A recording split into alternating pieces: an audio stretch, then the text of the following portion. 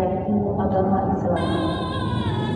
Sebelumnya saya menyampaikan permohonan maaf dari pengantin dan PKST Ibu Bunda yang awalnya belum pernah hadir, tetapi kebetulan Ibu mendapatkan izin sehingga berhalangan hadir. Beliau memberikan salam kepada ibu-ibu jemaah semuanya dan terima kasih.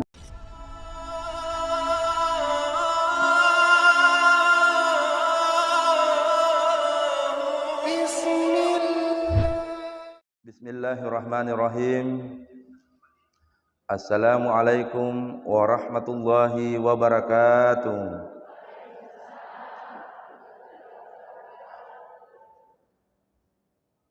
Subhanallazi asra bi'abdihi laylan minal masjidil haram ilal masjidil aqsa. Allahumma salli ala sayyidina Muhammad, amma ba'd. Yang saya hormati, yang saya muliakan Ketua dan pengurus PSIT yang alhamdulillah tadi sambutannya kita sudah dengarkan bersama, di mana kita berdoa semoga insyaallah Ramadan yang sisa menunggu hari, insyaallah kita bersama dengan keluarga diberikan oleh Allah kesehatan. Amin. Begitu pula yang saya hormati, yang saya muliakan Ibu Ketua KKI ST beserta seluruh pengurus, penasehat dan seluruh anggota jemaah yang hadir. Mohon maaf Ustaz Ansar tidak bisa menyebut satu persatu karena lama baru ketemu ki lagi. Dilupa mina mata. Ibu sehat jaki semua, Bu? Alhamdulillah. Suami tak sehat semua? Subhanallah. Anak tak sehat semua? Masya Allah. Satu lagi, cicilan tak sehat juga?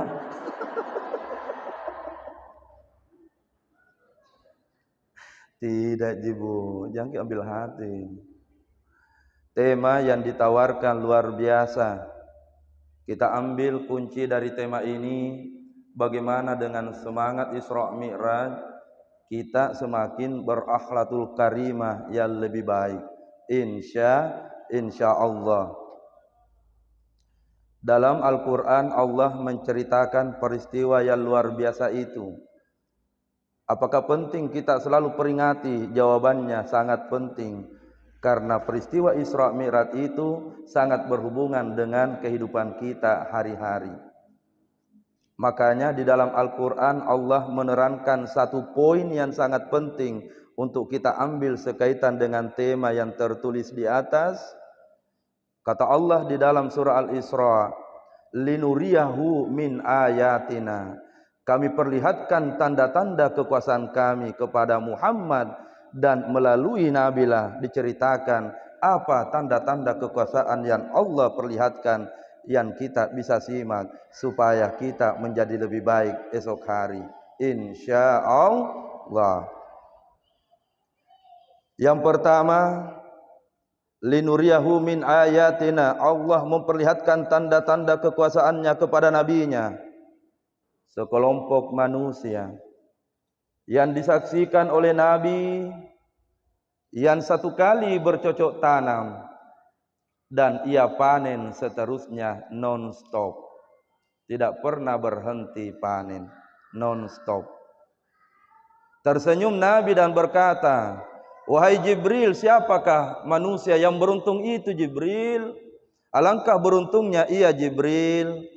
Alangkah beruntungnya dia Jibril, satu kali bercocok tanam, panen, tidak pernah berhenti.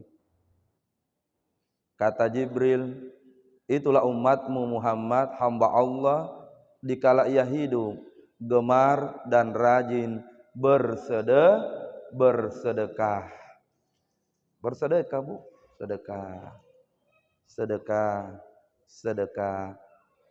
Ahlatul karimah dengan orang yang selalu bersedekah itu luar biasa. Coba saya tanya ki semua ibu-ibu, kalau rajin ki bersedekah disuka tidak sama teman tak? Jawab dong, disuka tidak? Kalau ibu Rajin ki bersedekah, bukan hanya teman tak yang suka ki, tapi itu sana juga nak suka ki. Tidak ada orang yang tidak senang kalau rajin ki bersedekah. Ahlatul karimah yang luar biasa. Pertanyaannya, apakah orang rugi dan bangkrut kalau rajin bersedekah? Bisa dijawab tidak? Ruang bangkrut atau rugi? Tidak ada orang yang bangkrut dan rugi gara-gara bersedekah. Linuriyahu min ayatina. Itulah salah satu yang diperlihatkan oleh Allah kepada nabinya. Pesan untuk kita semua yang hadir. Orang yang rajin bersedekah, harta kita tidak akan pernah kurang, malah yang ada bertambah, bertambah, bertambah. Dan nanti kelak di alam kubur akan mengalir pahala yang tidak akan pernah berhenti untuk kita. Ini yang perlu kita syukuri, bahwa rajin bersedekah itu bisa kita jadikan sebagai kebiasaan hari-hari. Sudahkah kita bersedekah hari ini? Jawab Maki. Sudahkah kita bersedekah hari ini? Sudah. Ustaz, apakah bersedekah itu mesti dengan uang? Tidak mesti dengan uang kalau kita tidak punya uang. Mesti dengan apa? Bisa dengan makanan. Apalagi yang bisa? Bisa dengan minuman. Apalagi yang bisa? Ucapan juga sedekah. Termasuk membalas salam. Tadi kan masuk Kak, langsung bilang Assalamualaikum. Yang jawab Waalaikumsalam. Ada tuh terlambat ki. Mohon maaf kok dong, kadarullah juga. Sama dengan ibu penasihat, kadarullah bukan mauku. Seandainya mauku Bu hadir Kak di sini jam 9.50 menit. Tapi kadarullah ada saja halangan. Jadi ikhlaskan sedekah, sedekah, sedekah, sedekah. Ibu dan kita semua mesti paham dan tahu. Hari ini mungkin suami tak punya pangkat dan jabatan yang alhamdulillah itu Allah turunkan. Saya yakin semua itu karena buah dari sedekah yang biasa dilakukan oleh suami, juga dilakukan oleh istri, sehingga Allah bukakan rezeki semakin banyak kepada suami kita. Ustaz, apa janji Allah kepada orang yang selalu berimpak, selalu bersedekah? Allah jawab, wa ma anfaqtum min syai' fa huwa yukhlifuhu. Kalau engkau rajin berimpak, rajin bersedekah, suka kasih-kasih kepada orang lain harta tak sebagian, fa huwa yukhlifuhu, maka Allah berjanji, saya akan ganti, saya akan balas, saya akan berikan lebih banyak, dan saya akan kembalikan jauh lebih banyak dari apa yang kita keluarkan. Alhamdulillah. Satu nilai jangan pernah dilepas. Mungkin ada yang kendor semangat bersedekah, pulang sebentar, sedekah, sedekah, sedekah, insyaallah. Yang kedua, linuriyahu min ayatina, kami perlihatkan tanda-tanda kekuasaan kami kepada Muhammad. Sekelompok manusia yang pada saat ia berada dengan teman-temannya, tiba-tiba lidahnya dia keluarkan, menjulur lidahnya, lalu mereka sendiri yang mengambil gunting yang sudah dipanaskan, dan dengan gunting itulah dia pakai untuk menggunting sendiri lidah yang sudah menjulur. Bisa tidak dibayangkan? Ya Allah. Menetes air mata Nabi lalu berkata, ya Rasulullah, alangkah kasihannya manusia itu ya. Wahai Jibril, alangkah kasihannya Jibril. Kata Jibril, kenapa engkau kasihan wahai Rasulullah? Kata Nabi, saya kasihan melihatnya Jibril karena dia sendiri yang menggunting lidahnya. Apa masalahnya Jibril? Dijawab oleh Jibril, Muhammad, itulah umatmu hamba Allah, rajin salam tapi rajin tongi. Kita tomu sambungi, makgo. Halo sambungannya, makgo.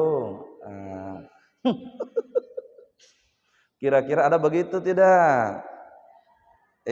Semangat saiki, pakintaki. Ada begitu tidak? Ada atau tidak? Oh, kukira bilang tidak ada deh. Kalau ada bilang tidak ada, tidak percaya aku. Bu, rajin salat tapi rajin mak gosip. Itulah nanti yang sudah diperlihatkan Allah kepada nabinya terjadi kepada yang dimaksud tersebut. Kadang mantong orang ada, tapi tidak di sini, sana aja. Sangitna nagosipi orang, tapi tidak ada di sini ibu ya. Tidak ada. Umi tidak ada gitu. Nabi yang umi tidak ada. Ada orang ya Allah mulutnya tiada hari tanpa bicarakan aibnya orang. Pertanyaannya apakah untungnya? Kalau kita sudah rajin bertaklim seperti ini, mohon maaf, ada perlu kita tahu bersama. Dan bersyukurlah juga kalau ada yang gosipi ibu. Kenapa? Karena hakikatnya itu kalau ada orang yang gosipi maka dosa tak yang banyak ini akan diambil oleh orang yang gosipi dan pahalanya dia datang ikuti taklim seperti ini. Insyaallah bonusnya kita akan ambil. Alhamdulillah. Jadi syukur Saya kalau ada gosipi langsung bilang tambah-tambahi sambalu. Tambahi banyaknya dosaku ini bisa engkau ambil dan pahala yang kita lakukan insyaallah saya yang ambil. Itu dibilang perbuatan sia-sia. Ada jemaah juga bilang, Ustaz, kalau saya mak gosip Ustaz, ada temanku mak gosip, saya hanya duduk-duduk mendengarkan. Pertanyaannya dosakah juga kalau hanya duduk-duduk mendengarkan? Jawabannya sama ji.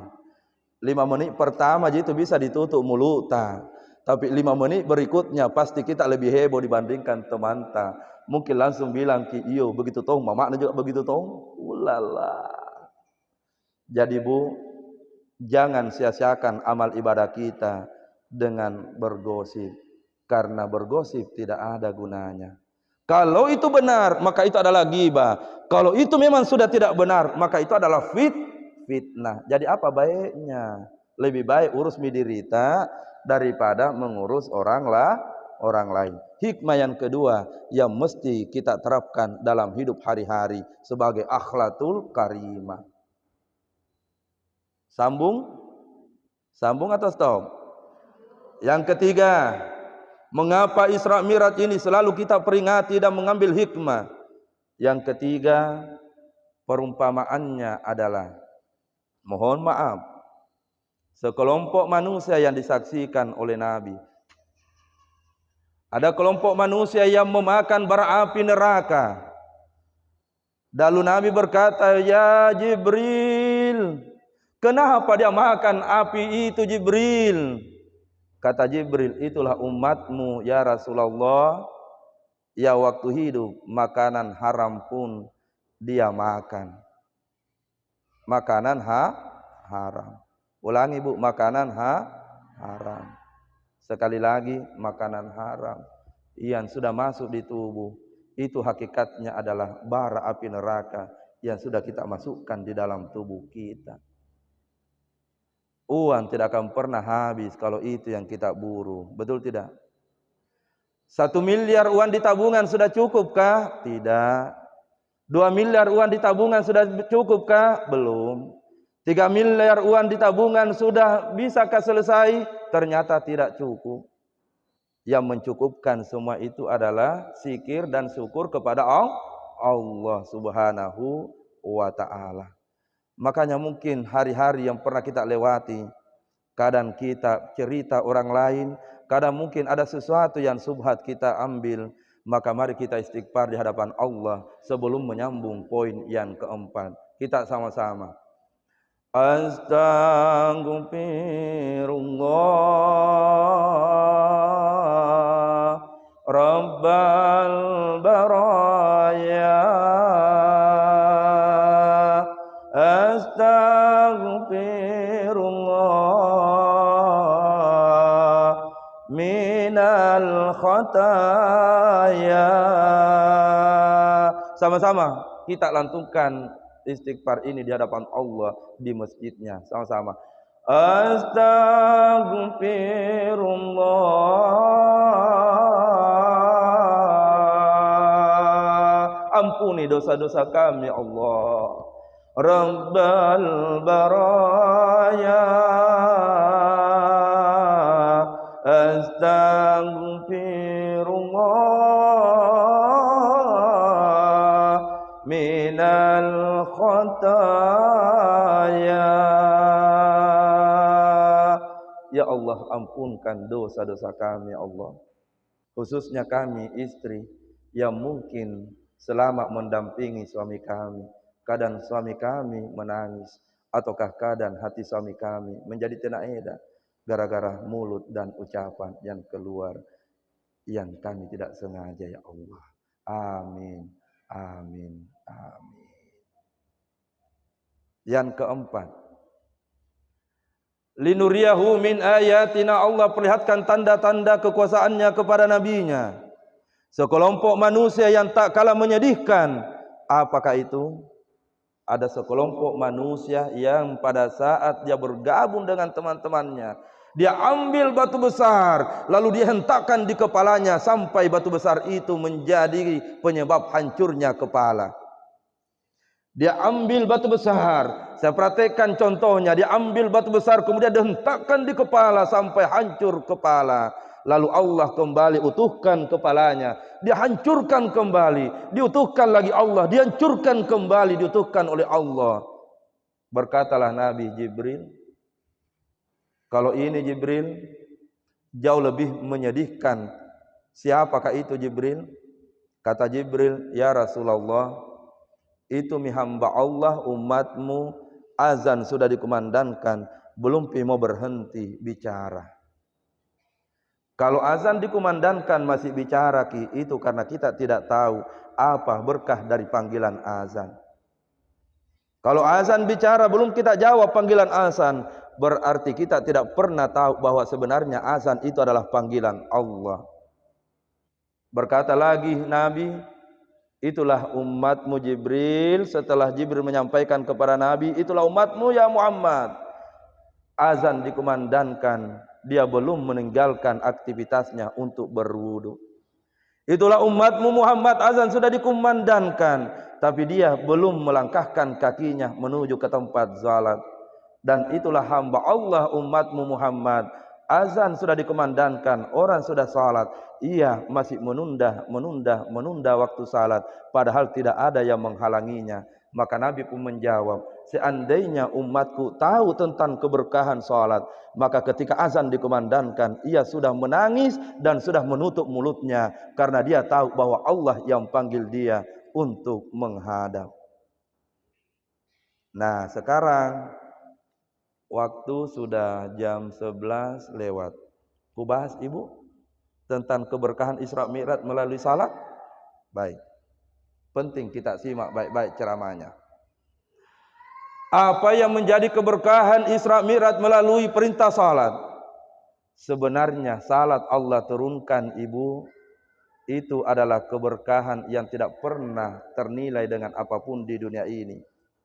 Saya mau tanya dulu semua dan jujur jawab. Adakah di antara ibu-ibu nanti yang mau meninggalkan dunia ini mau bawa dosa-dosa ke kuburan? Ada? Ada yang mau tidak? Tidak ada orang yang mau meninggal membawa dosa ke kuburan. Tidak ada Ustaz. Saya tanya temanku yang belum rajin salat, mau meninggal dalam keadaan bawa dosa? Dia bilang, biar mami saya belum rajin salat saudara, tapi tidak motongan nanti mati itu bawa dosa. Apalagi kita yang sudah rajin salat. Apa berkah dari perintah salat? Itu diawali pada zat azan dikumandangkan. Allahu Akbar, Allahu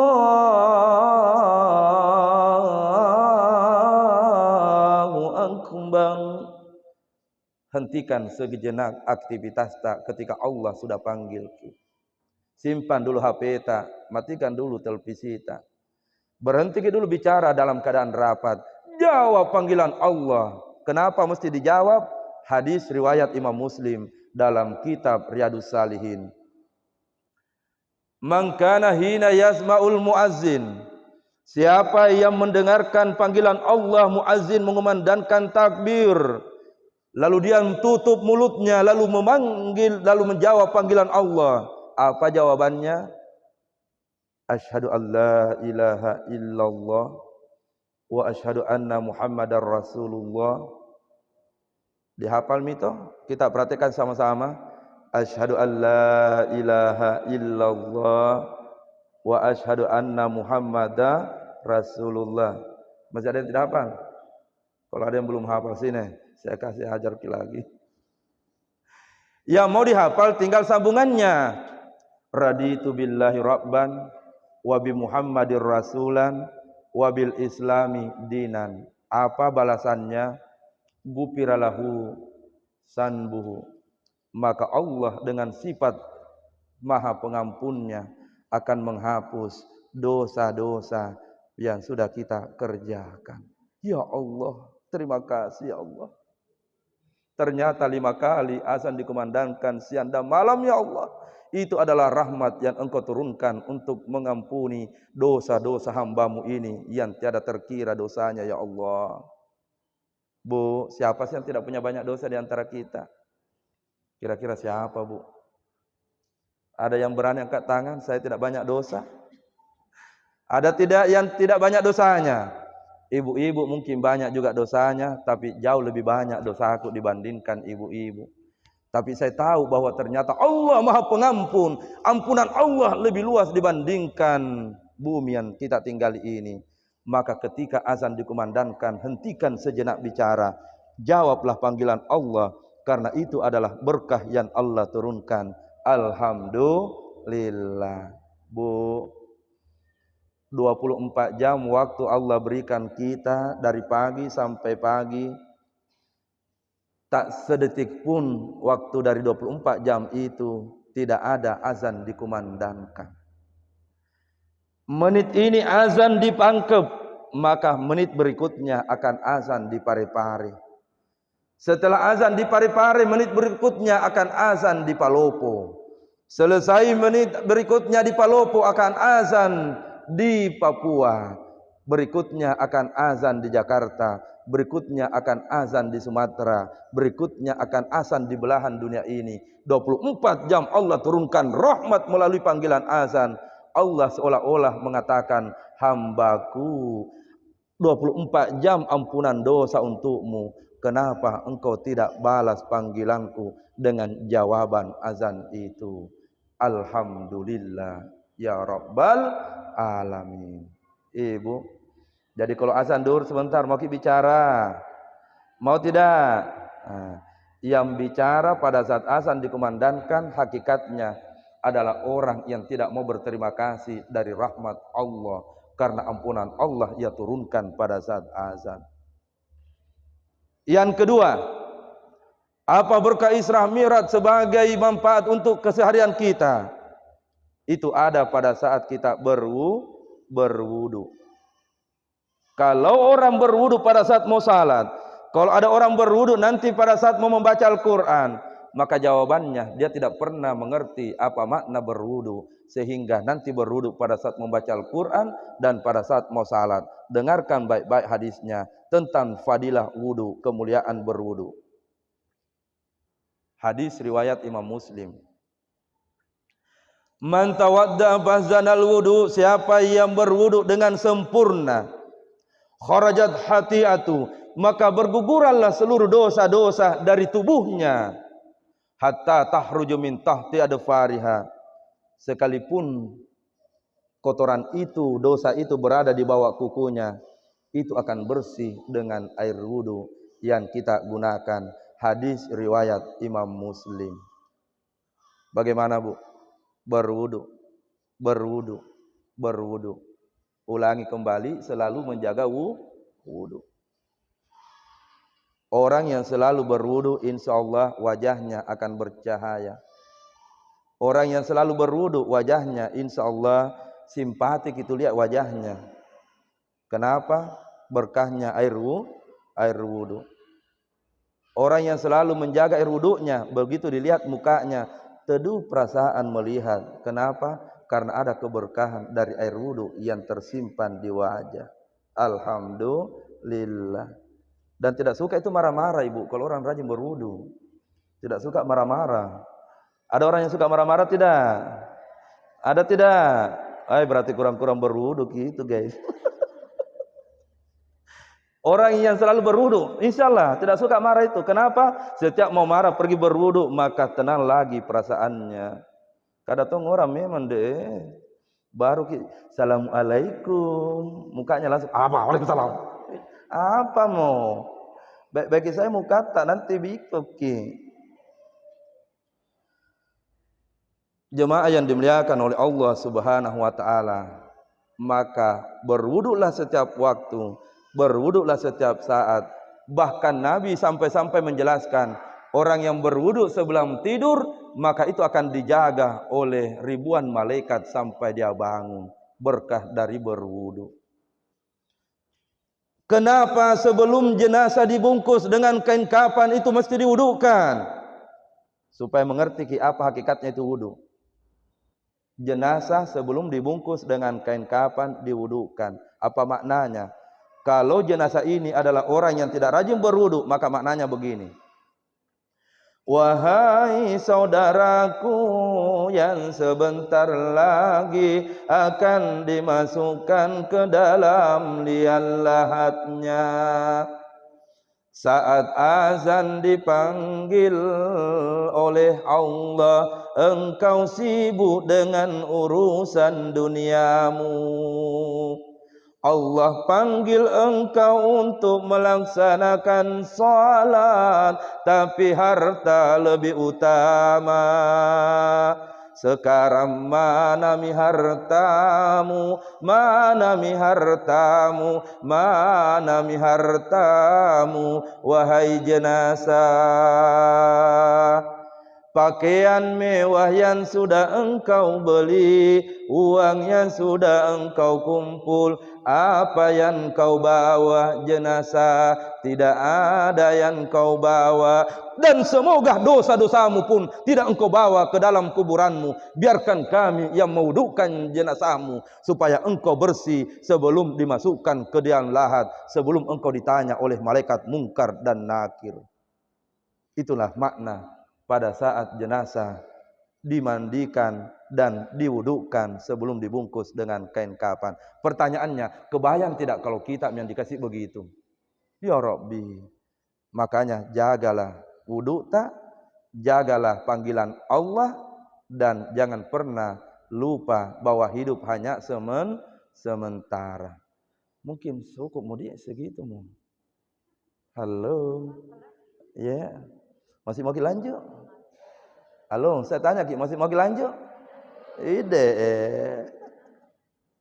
Perasaan lama mak ceramah guys. Tidak bosan Jaki? Enggak Ji? Oleh. Baik, kita lanjut yang ketiga. Keberkahan dari Isra Mi'raj yang seharusnya kita tahu dan diaplikasikan setiap hari ada pada poin ketiga, pada saat kita melangkah menuju ke masjid. Berjalan kaki menuju ke masjid, itu berkahnya Isra Mi'raj yang ketiga. Mohon maaf, ada memang kaki kalau ke mall insya Allah kuat, tapi tidak ada di sini, sana aja. Halo, tapi giliran ke masjid berat nah. Tapi giliran pergi di mall tidak ada capek. Nah. Jujur kita dulu, betul tidak? Semangat. Baru ada bilang jelek ceramah. Bukan jelek ceramahnya, hanya mengatakan ada memang kaki kalau menuju ke masjid tidak bisa, tapi kalau ke mall biar 5 jam bisa. Dengarkan oleh kita yang masih sempat kaki ini melangkah. Berjalan kaki dari rumah ke masjid termasuk apa yang kita lakukan saat ini. Setiap langkah kaki menuju ke masjid akan menghapus dosa-dosa. Langkah berikutnya tarfau derajat, akan meninggikan derajat di hadapan Allah. Jadi langkah kami memika kita bu, pelan-pelan. Ramadan di depan mata. Ayo langkahkan kaki pelan-pelan. Bawa anak, sama-sama suami, bawa cucu ke masjid Raudatul Muttaqin.